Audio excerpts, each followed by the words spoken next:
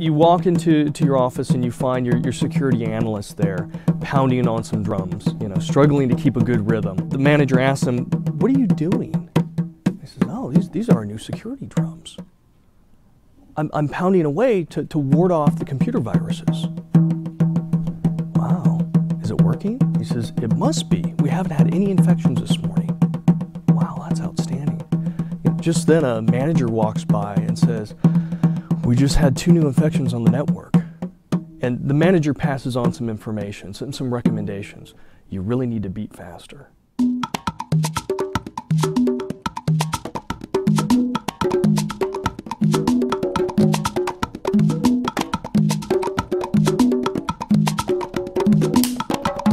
Directors are wildly expensive with the little clapper thing.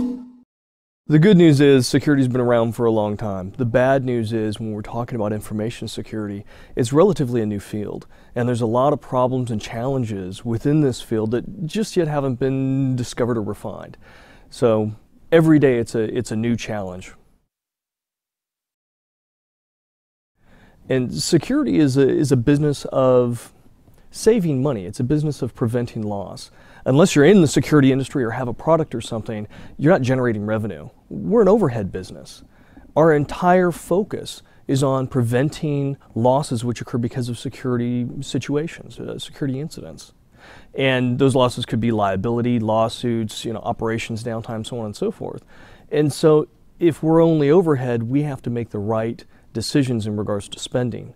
And if you can't tell me what value your product is in a dollar and cents way, there's no way of me knowing, am I spending the right amount? Should I be buying your product somebody else's? There's no comparison standards. Why is it hard to measure effectiveness? Well, from a metrics perspective, security is very, very different than IT operations or operations in general. The security industry is unique because to measure it, it's really an attempt to measure what doesn't happen. If you have a terrible security group, your organization is going to suffer. It's going to have losses. And at the end of the year, management's going to come back and say, "We experienced all these losses and pain. Why are we spending money on you?" On the other end of the spectrum, if you have a pristine security group and you do everything right, at the end of the year, you're not going to see very many losses. And management will come back to you and say, "We don't experience losses. Why do we need you?" So when you implement a security program, you're hoping something doesn't happen. Well, they say hope is not a strategy. Fear, uncertainty, and doubt can sometimes generate dollars, but hope is not a strategy. Return on security investment is, and it sounds like a technical term, and if you talk to a mathematician, it may be. The reality is, it's a decision of value. How do you look at a security program, initiative, process, policy, whatnot, and determine what value does it provide to your organization? Because it does cost something. It costs money, time, capital expense, something. What are you getting for your return on that? And it could be peace of mind. It could be reduced insurance rates. It could be more uptime for your factories. It could be preservation of your brand name, right? All these things are potentially in jeopardy by security incidents. Security programs, by their nature, very nature, are trying to prevent or reduce the impacts to that. That's what ROSI, return on security investment, really is.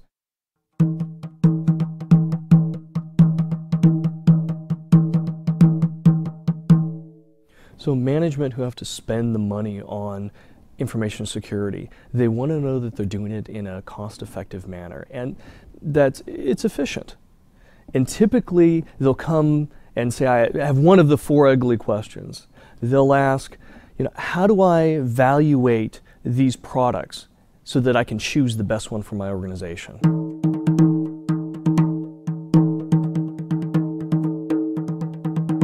How do I calculate what that's really giving me? Is it something I should keep? Is it something I should deploy? Should I expand it?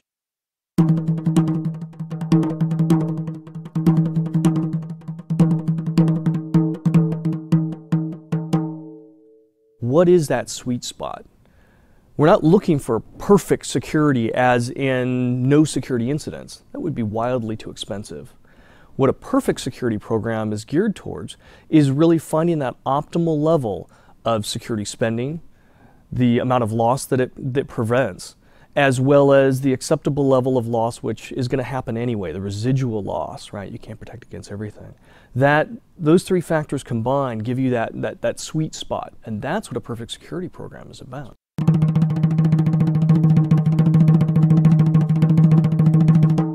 There are some methods out there to help people understand what the value is of a particular project or program or initiative. It's a matter of finding what are the key factors and determining what data that you have to play with. Only recently have organizations even started tracking security data, and without data it's pretty hard to make an analysis. There are tools, there are options. The environment within the computer industry is so chaotic, you may be doing something completely ineffective, but there's just a simple drop in the number of attacks, a drop in the number of incidents, and you're giving credit to something that really means nothing. More security does not necessarily equate to more value. So there is a curve that has to be understood, and that's the challenge of measuring return on security investment. Intel has put a lot of focus and resources on information security. We are at our heart a research company and a manufacturing company. And protecting our intellectual property is of the highest importance, as well as maintaining our factory operations. If we can't get product out the door, we wither and die. So applying information security principles to make sure that that happens is where we've been focusing the past few years. Do you have any drums? I need to get a pair.